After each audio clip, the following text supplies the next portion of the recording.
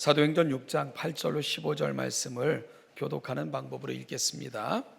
스데반이 은혜와 권능이 충만하여 큰 기사와 표적을 민간에 행하니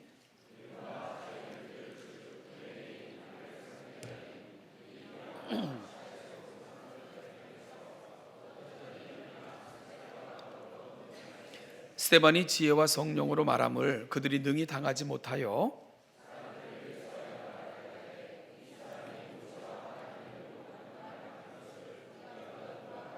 백성과 장로와 서기관들을 충동시켜 와서 잡아가지고 공회에 이르러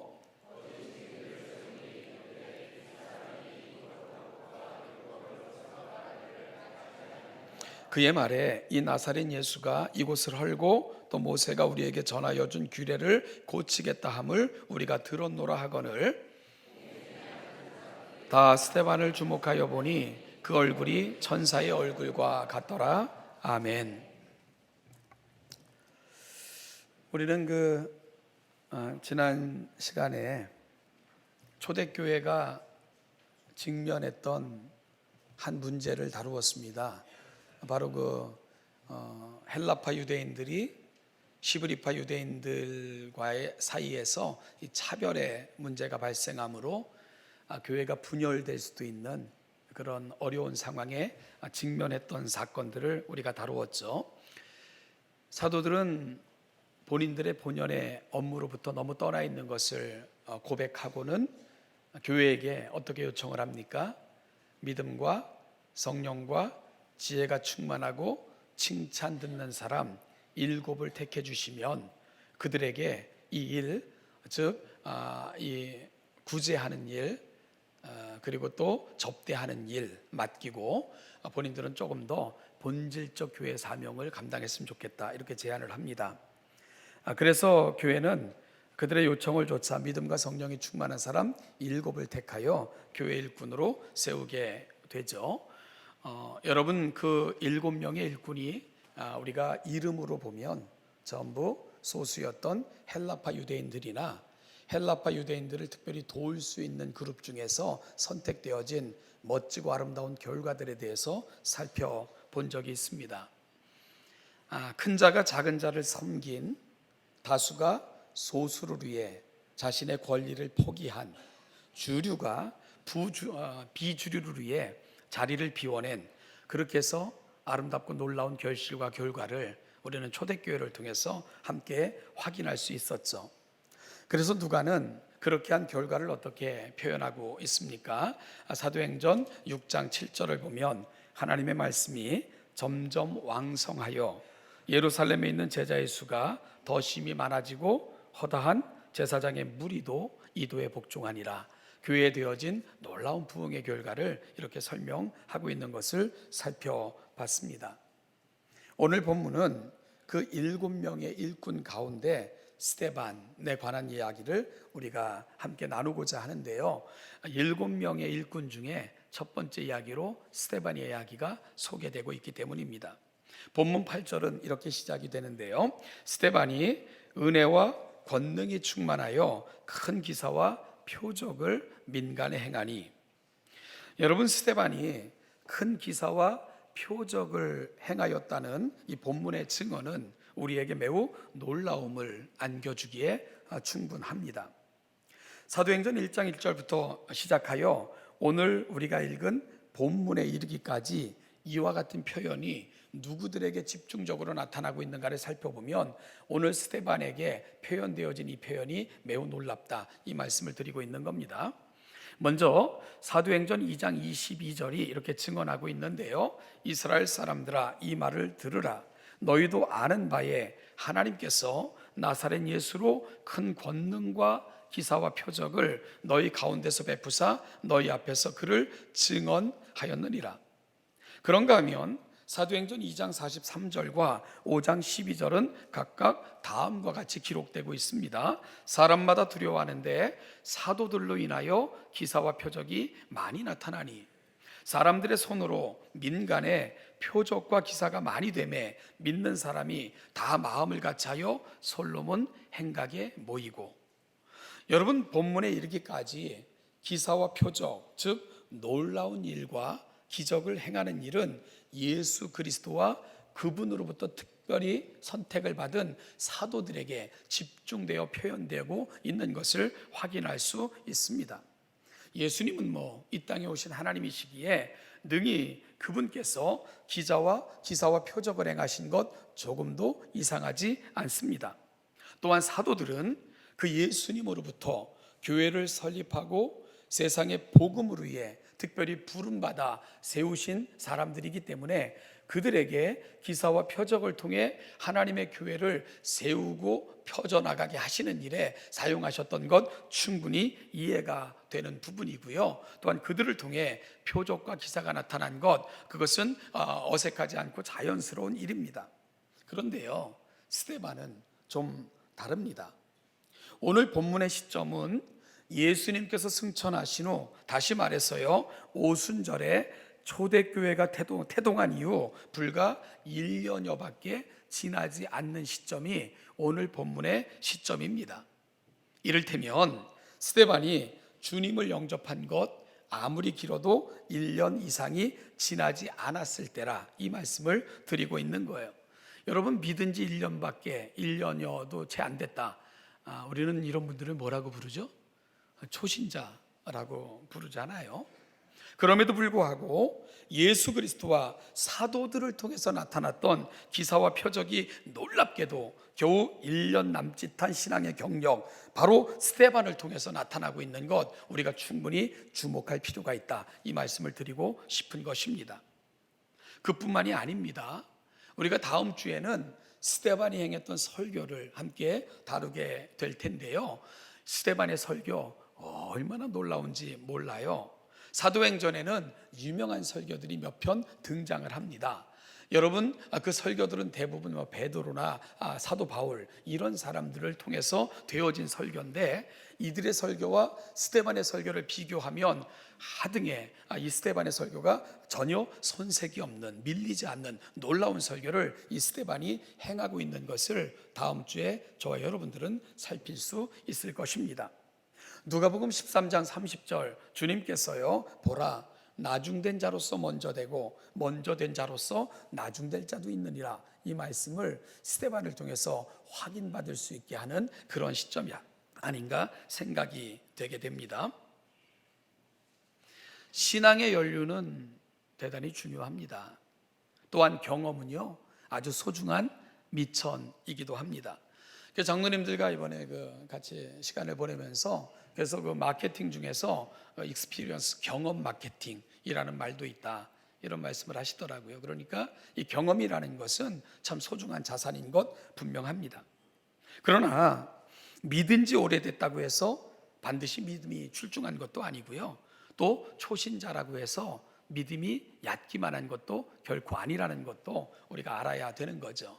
오늘 스데반은 그 경우를 우리에게 확증해 주는 아주 좋은 본보기인 것입니다. 여러분, 이와 같은 사실은 우리로 하여금 참된 신앙이란 얼마나 오래 믿었느냐에 있지 않다는 것을 스데반을 통해 도전받게 되는 것이지요. 그러면 좋은 신앙, 참된 신앙이란 무엇에 의해 결정되는가? 얼마나 주님께 집중하느냐, 그것이 바로 좋은 신앙을 결정하는 요소이고 가장 중요한 요건이라는 것을 스데반은 보여주고 있는 것입니다. 여러분, 아무리 많은 시간, 아무리 많은 세월을 우리가 교회 공동체를 출입하며 예수의 이름을 불렀다 할지라도 우리가 주님께 집중하지 않으면 우리는 좋은 신앙인으로 성장할 수 없는 것입니다. 스데반은 믿은 지 1년밖에 채 되지 않은 초신자였음에도 불구하고 그를 통하여 표적과 기사가 나타났을 뿐만 아니라, 여러분, 그가 갖고 있는 기독교적 신앙은 놀랍기만 합니다. 그래서 우리는 그의 설교를 들으면서 구약을 넘나드는 그 너무나도 놀라운 사실 앞에 우리가 감탄할 수밖에 없게 되고요. 그래서 오늘 우리는 어느 시점에 서 있는가, 우리 신앙의 연수, 우리 신앙의 경험들을 돌아보면서 오늘 나는 과연 어디에 서 있는가를 스데반을 통해 한번 묻고 질문하고 돌아봤으면 좋겠다, 이런 생각을 하게 됩니다. 여러분, 저는 우리의 신앙의 좋은 신앙은 어떻게 우리 가운데 주어지는가 얼마나 주님께 집중하느냐에 달려 있다. 이렇게 말씀을 드렸는데요. 그가 얼마나 주님께 집중했던 자였는가를 우리가 말씀을 통해 좀 받기를 원합니다. 6장 9절부터 14절 읽은 본문인데요. 우리 다시 한 번만 좀 교독했으면 좋겠습니다. 9절부터 14절입니다. 이른바 자유민들, 즉 구레네인, 알렉산드리아인, 길리기아와 아시아에서 온 사람들의 회당에서 어떤 자들이 일어나 스데반과 더불어 논쟁할세 사람들을 매수하여 말하게 하되 이 사람이 모세와 하나님을 모독하는 말을 하는 것을 우리가 들었노라 하게 하고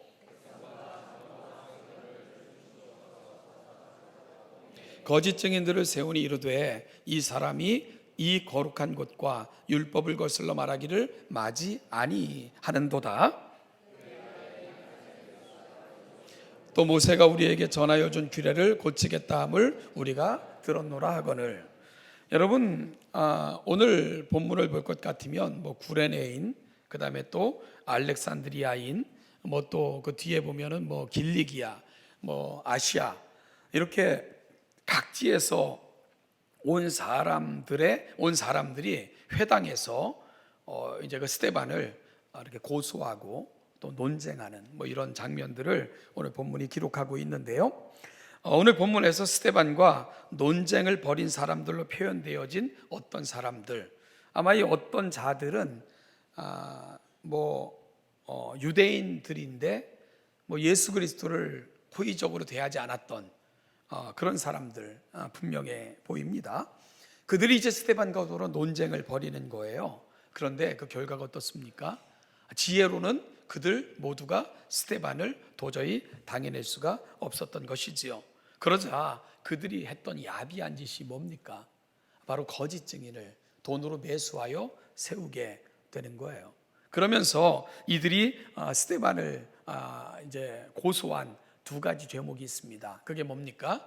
성전을 모독한 자이고 모세로부터 주어진 하나님의 율법을 변개하거나 폐하였던 그러한 설교를 했던 사람이다 라고 스데반을 고발하게 되는 것입니다. 사랑하는 여러분, 왜 이들이 스데반을 이렇게 고발하느냐? 일단 스데반을 신성 모독죄로 판정되게만 하면 스데반을 죽일 수 있었기 때문입니다. 그래서 그들은 백성과 장로 그리고 서기관들을 충동질하여 스데반을 끌어다가 사내들인 의회 재판정에 세웠던 것입니다. 여러분, 초대교회 등장으로 자신들의 종교적 기득권이 침해될까 우려한 유대교회 장로와 서기관들이 사도를 비롯한 그리스도인들을 이미 이와 같은 방식으로 핍박하고 그리고 박해하고 있었던 것을 우리가 베드로의 사건을 통해서도 이미 살펴본 바가 있고요. 그런데 이 스데반을 죽이고자 이렇게 끌어오는 데는 이번에는 이렇게 백성들의 무리들까지도 이렇게 합류하여 그렇게 선동하는 일에 그 대열에 참여시키고 있는 것 우리가 주목할 필요가 있습니다. 왜냐하면 이들이 자기들끼리 베드로와 사도들을 모함하여 해하고자 했을 때 백성들의 저항에 부딪혔던 사실들을 그들은 경험했기에 아예 백성들의 무리까지도 스데반을 죽이는 일에 참여시키고 있는 거죠. 그러니까 점점 더 악랄해지고 점점 더 용이 주도해지는 악한 자들의 모습을 보게 되는 겁니다. 이렇게 선동당한 거짓 증인들은 스데반이 예수님께서 예루살렘 성전을 헐어버릴 것이라고 설교했다고 위증했던 것과 같은 그런 유의 위증을 스데반에게 하게 된 것입니다. 그리고 스데반도 같은 제목으로 채용시키고자 공회 앞에 끌어오게 된 것이지요. 사랑하는 여러분, 오늘 우리는 이 본문을 읽으면서 좀 의아한 부분들이 있어요. 도대체 이 백성들이라는 사람들은 어떤 사람들이기에 이렇게 우르르 몰려다니며 이 불법을 감행하는 일에 이렇게 쉽게 마음을 뺏기고 그리고 충동질 당하고 그리고 그 악한 일에 동참하는 이러한 일들을 그렇게 수시로 할 수밖에 없을까?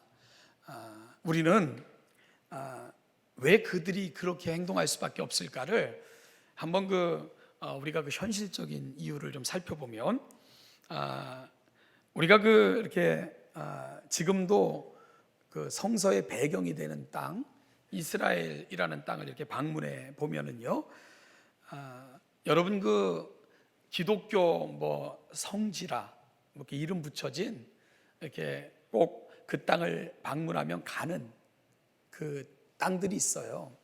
이렇게 그 방문 꼭 해야 되는 그러한 지역들이 있는데, 그 지역들마다 여러분들이 가서 보는 것은 사실은 교회를 보고 오는 건 아니고요. 교회는 세워져 있지 않아요. 그냥 정교회들이 세워진 기념교회들만 잔뜩 여러분들은 구경하고 오는 건데요. 그리고 이제 비아 돌로로사 십자가의 길이라고 또 이렇게 이름 붙여진 주님이 마지막 걸어가셨다는 그 길을 우리가 추정되는 경로를 조차 예수님 처형 장소까지 한번 따라가 보는 그런 경로를 여러분들이 한번 밟게 됩니다. 그런데 우리가 성지라 이름 붙여진 땅, 그리고 특별히 기독교적인 유적지라 하고 가본 땅, 거기에 모든 그 주변에 모든 자리를 잡고 있는 사람들은 바로 아랍계 상인들이에요. 그러니까 이미 우리가 성지 순례라 하고 간 땅에서 우리는 어떤 기독교적인 것들을 많이 보고 오는 게 아니고, 이미 각색되어진, 그리고 정말 많이 이렇게 변해버린, 그리고 장사꾼들의 소굴처럼 바뀌어져 버린 그걸 우리가 보고 오는 거예요. 그래서 예수님의 십자가의 길을 경건한 마음으로 걷기가 쉽지 않아요. 왜냐하면 거기에는 온갖 상인들이 그 좁은 골목을 상인들이 꽉 차가지고 호객하고, 그리고 또 이렇게 물건의 마음을 조금만 뺏겨도 우리는 그 땅을 밟은 이유들을 많이 놓치는 그런 것들을 이렇게 경험하고 오는 겁니다. 여러분, 그들에게 있어서 뭐가 최우선 관심사입니까? 예수님, 그들은 관심 없어요.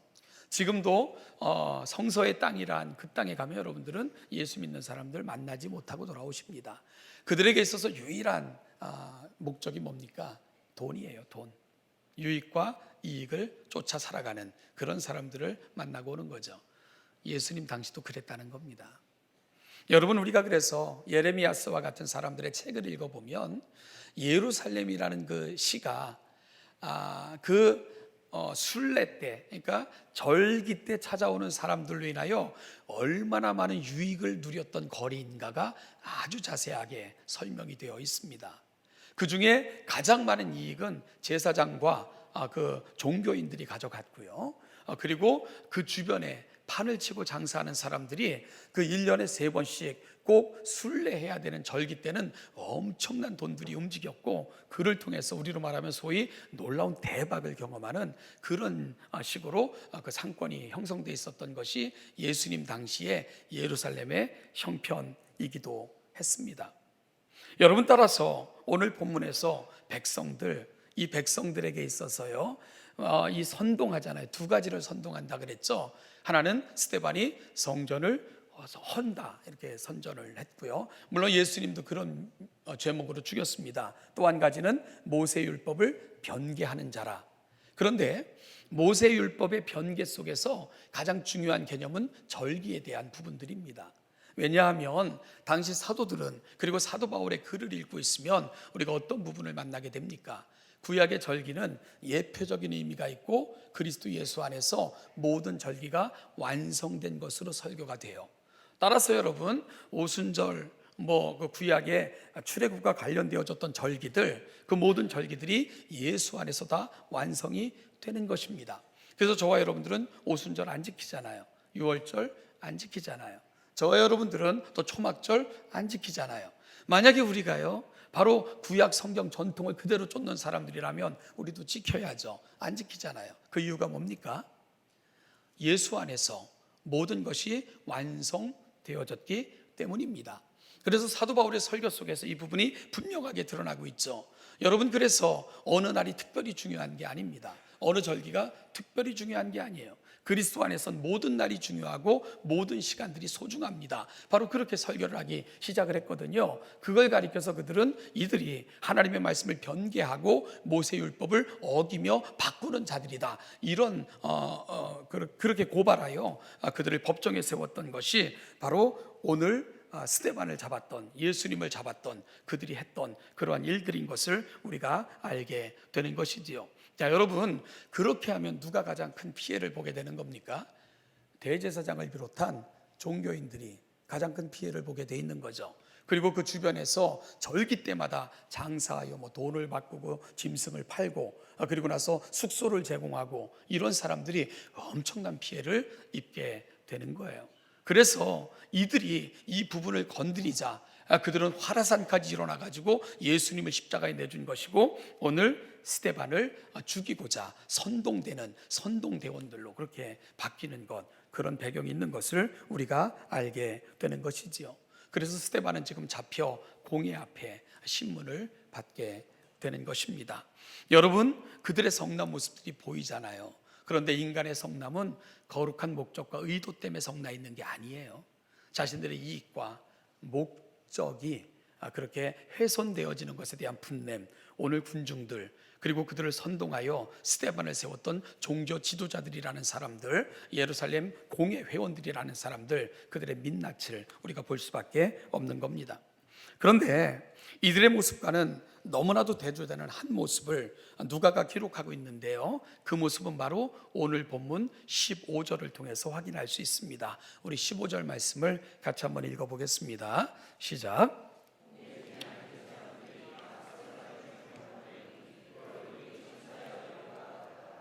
네, 그 얼굴이 천사의 얼굴과 같더라.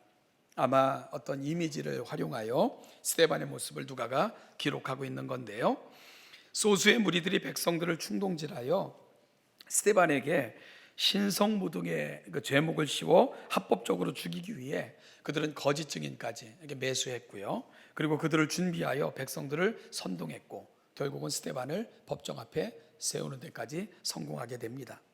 여러분, 스데반이 서 있는 그 법정, 스데반 편은 아무도 없는 거죠. 한 사람도 없었습니다. 모두 스데반을 죽음으로 몰고 가려는 그런 악한 의도를 가진 사람들이 그 주변에 가득한 거죠. 절대절명, 정말 풍전등화와 같은 그 위기 앞에 스데반이 서 있는 것입니다. 여러분, 그러면 저와 여러분 같았으면 그 모습이 어땠을까? 표정이 어땠을까? 한번 생각을 해보시죠. 아마 공포에 질릴 수도 있고요. 그 당시 유대인 사내 공회들이 공회는 엄청난 그 권세를 지니고 있었으니까 그 표정이 아마 그렇게 밝지는 못했을 것 같아요. 그런데 오늘 그 모습을 누가는 어떻게 증명해 주고 있습니까? 그 얼굴이 얼마나 빛나는지, 평온한지, 그 얼굴이 마치 천사의 얼굴과 같았다, 이렇게 증언해 주고 있는 겁니다. 도대체 스데반이 어떤 사람이기에 이런 일이 가능할 수 있었을까? 여러분, 스데반은 예수 믿은 지 얼마 된 사람이라고요? 1년 남짓. 오순절에 그곳에 와서 성령 강림 사건을 통해 예수 만난 사람. 그런데 어떻게 이런 믿음이 가능했을까?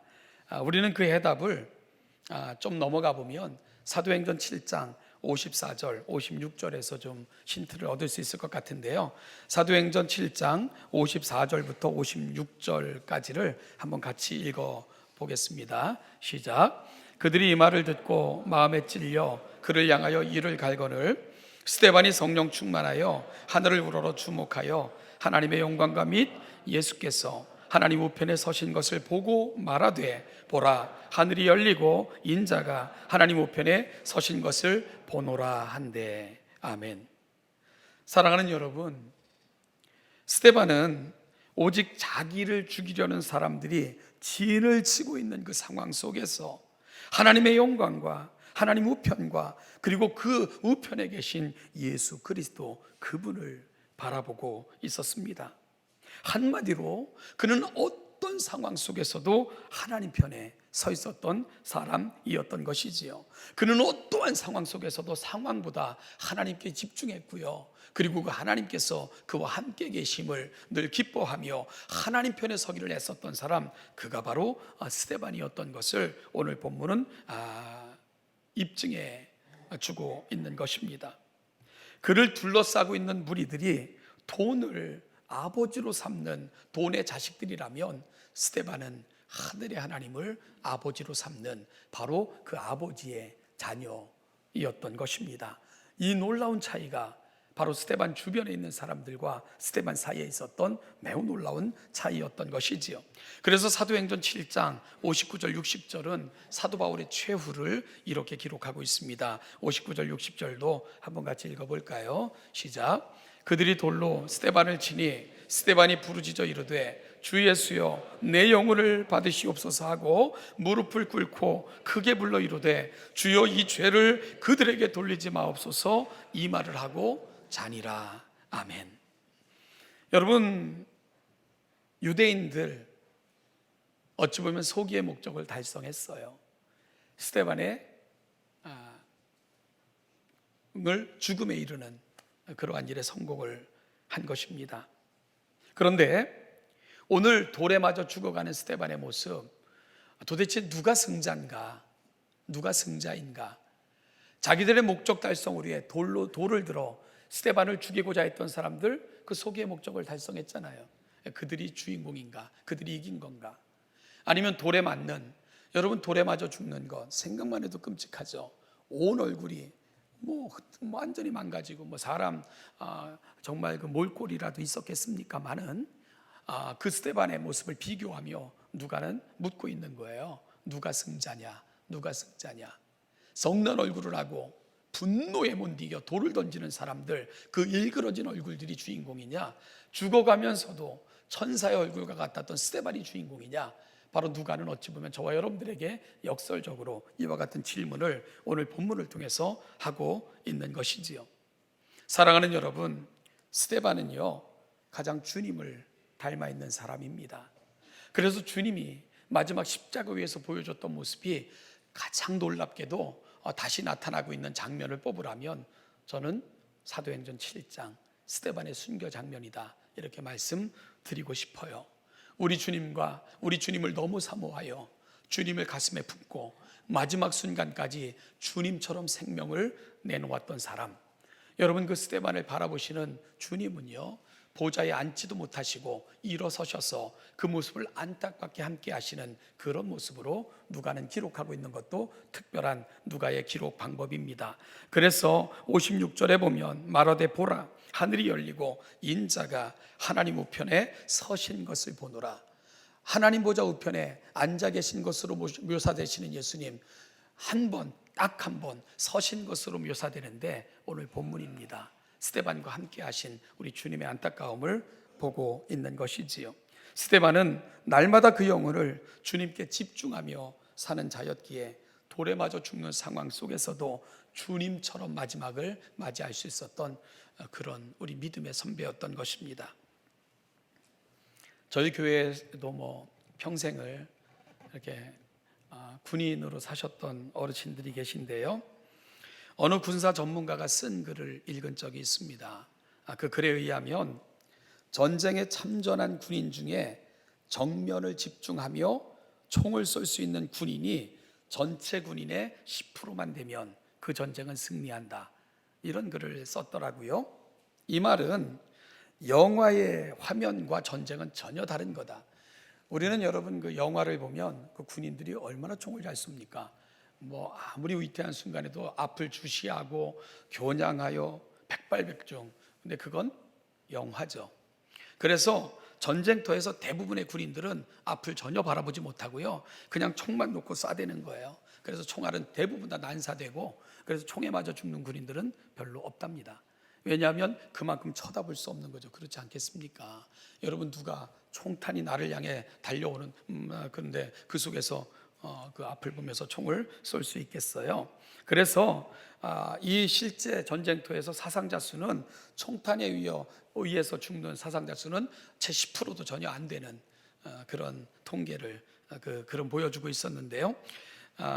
이 빗발치는 총탄 속에서 아차하며 목숨이 날아가는데 그 위태한 순간에 누가 눈을 부라리고 적을 바라보며 정확하게 총을 쏠 수 있는 사람이 몇이나 되겠습니까? 그래서 전쟁터에서 그럴 수 있는 용감한 군이 10%만 있다면 그 전쟁은 결코 지지 않는다, 이런 통계를 내놨더라고요. 그런데 여러분, 그럼에도 불구하고 중요한 게 뭡니까? 10%가 중요한 거잖아요. 그 군사 전문가의 말에 의하면 10%만이라도 집중하여 그럴 수 있는 용감한 군인이 있다면 그 전쟁은 승리한다. 이렇게 어쨌든 이렇게 제안하고 있는 것 아니겠습니까? 좀 도전이 됐습니다. 신앙도 이와 같다는 생각을 해봤어요. 많은 그리스도인들 중에 그리스도인이라 이름을 갖고 살아가는 사람 중에 제대로 된 10%만 있다면 우리가 승리할 수 있지 않을까, 이런 생각을 한번 해봤어요. 여러분, 스데반을 죽인 사람들이요, 다 하나님의 이름을 불렀던 사람들이에요.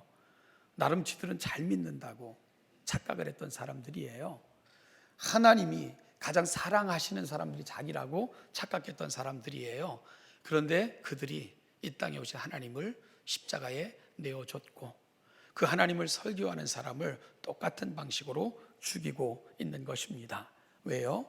그들이 바라봤던 건 하나님이 아니었거든요. 돈이었기 때문입니다. 그들의 이익과 목적이 어느새 그들에게는 신이 되어 있었기 때문인 거죠.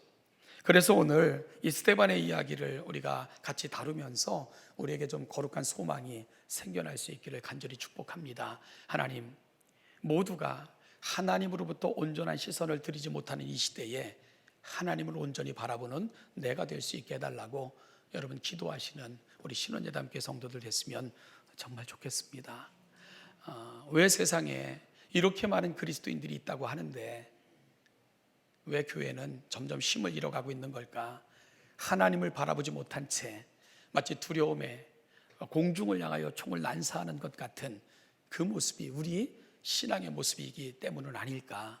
오늘 그래서 우리의 기도가 좀 간절해졌으면 좋겠습니다. 하나님, 내가 예수 믿은 시간이 이렇게 많은데, 내가 하나님을 부른 시간이 이렇게 오랜데 나는 과연 하나님을 온전히 바라보고 있습니까? 맞아 죽어가면서도, 돌에 맞아 죽어가면서도 하늘이 열리고 나를 바라보시는 주님을 바라보며 그분의 품에 안겼던 스데반, 그는 1년치 안 되는 신앙으로도 이 승리를 쟁취할 수 있었는데, 하나님, 나는 지금 어떻게 살아가고 있습니까? 오늘 내가 보이는 신앙의 모습은 뭡니까? 오늘 한번 좀 깊이 물어보며 오늘 우리의 시선을 하나님을 향하여 고정하고 하나님께 시선을 떼지 아니하며 그 주님과 더불어 동행하기를, 그러므로 말미암아 오늘 우리를 통해 또다시 하나님의 나라가 세상에 보여지는 그런 하나님의 사람들 되기를 소원하며 우리의 기도가 그 자리로 함께 나아갈 수 있기를 주님의 이름으로 축복합니다. 기도하겠습니다. 하나님 아버지, 우리가 깨어있는 자들인지 다시 한번 돌아보기를 소원합니다.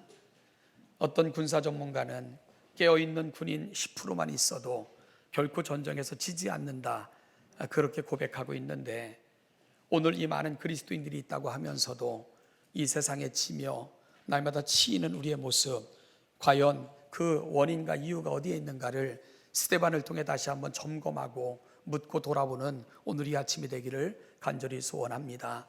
나는 하나님을 향하여 시선을 고정하며 하나님과 더불어 동행하고 그 하나님께 우리의 시선을 떼지 않는 자인가, 아니면 두리번거리면서 공중을 향하여 총알을 난사하는 것 같이 우리의 신앙의 핵심과 목표를 잃어버린 자들은 아닌가, 다시 한번 돌아보면서 하나님께로 우리의 발걸음을 돌이켜 옮겨놓는 아름다운 결단과 결심이 있는 귀한 이 아침이 되게 하여 주시옵소서. 감사드리며 예수님의 이름으로 기도하옵나이다. 아멘.